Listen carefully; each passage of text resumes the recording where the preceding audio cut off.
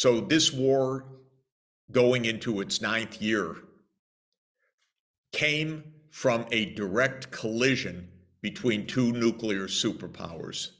How stupid is this? I can't even use polite language because the people in the United States government that have provoked this, these neoconservatives who have been in power for more than 30 years, are putting the entire world in danger.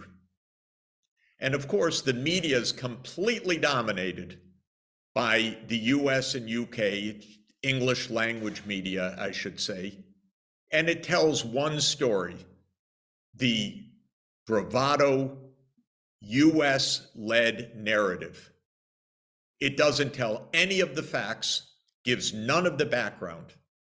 And by the way, the United States learned its tricks from Britain, which has certainly been the most violent country in history over the last 2.5 centuries, fighting in almost every place in the world. Now Britain can't manage anything. It can't even keep its clinics open anymore, but it still loves war as long as it's someone else's war. So Britain is the great propagandist of this war.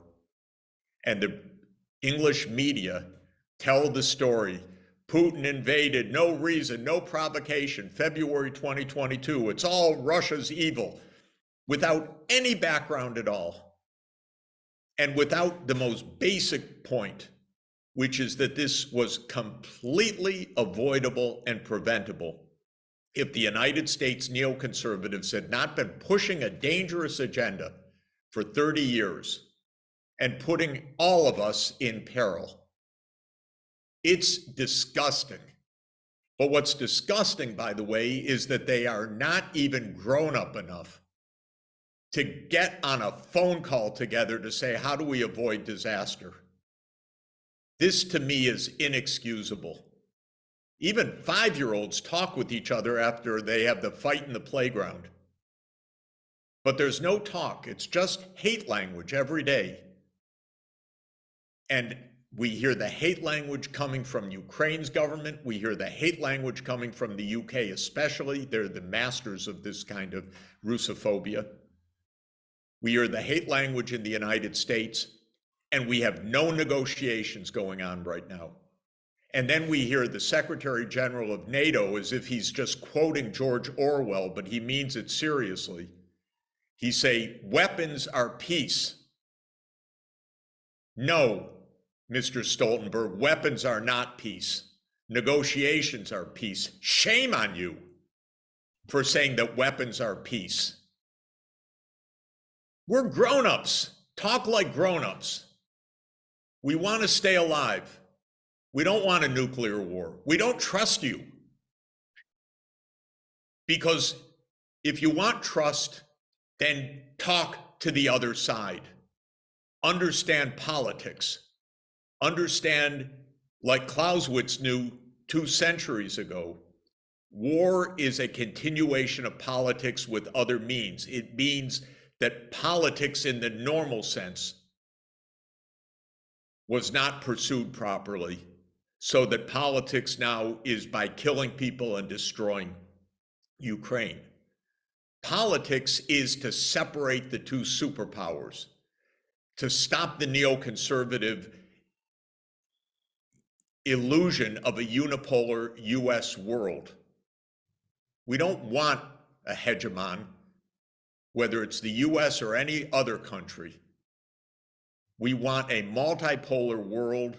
We don't want a world of military alliances that's going to get us into World War III the same way that it got us into World War I, and we've never gotten out of that.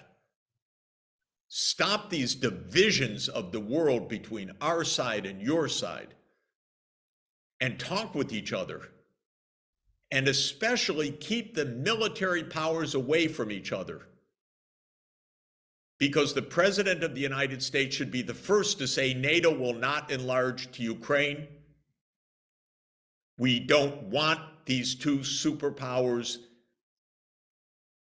accidentally or deliberately entering into complete Armageddon.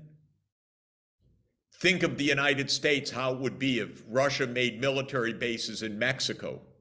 We'd say, oh, sure, no problem. That's Mexico's right. Hardly. We'd invade the next day. But the neocons don't have principles. They just have the idea of power. So, well, Russia's not going to do it. We're going to do it.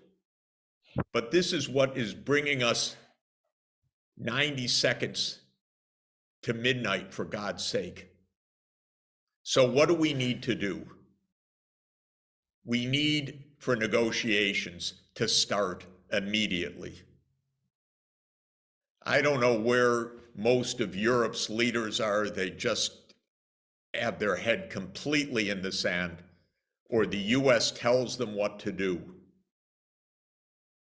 There are a few that have spoken clearly and publicly, but then the US beats them down. But President Macron has said repeatedly, stop this provocation, because we need to respect the security interests of Russia as well as Ukraine. Prime Minister Orban of Hungary has been very clear on this point. But most of the European leaders just follow the US line. And so we don't hear from Europe, and Brussels even more so. It's just a war party. There's no diplomacy anymore. But for the rest of the world, and there are people all over the world listening in, please have your governments call for negotiations immediately. And the negotiations are not between Ukraine and Russia. This is a war between the United States and Russia. It's being fought by Ukrainians who are trapped in the middle of this disaster, by leaders who somehow were told by the United States, oh, be with us, we'll keep you safe, just like the US kept the Vietnamese safe, just like the US kept the Afghanis safe. Come on. This is time for honesty and being grown up. Ukraine is not being helped at all by this. Ukraine's being destroyed by this proxy war. But have your governments call for immediate negotiations between the United States and Russia to stop a war that is endangering the entire planet.